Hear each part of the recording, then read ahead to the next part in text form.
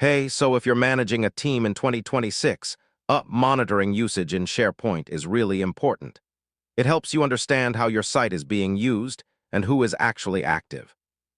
All right, first, open SharePoint in your browser and sign in with your Microsoft account. Now, go to the site you want to monitor and open the Settings menu in the top right corner. Next, click on Site Usage to see detailed analytics about your SharePoint activity. Here you'll see data like page views, unique visitors, and file activity. You can also check which files are being viewed, edited, or shared the most.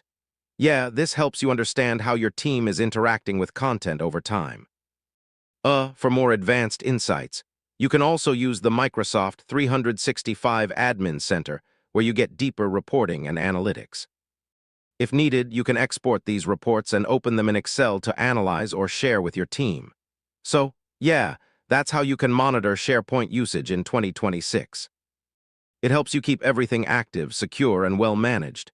And hey, if this helped, do like, share, and subscribe for more simple tech guides like this. Thanks for watching.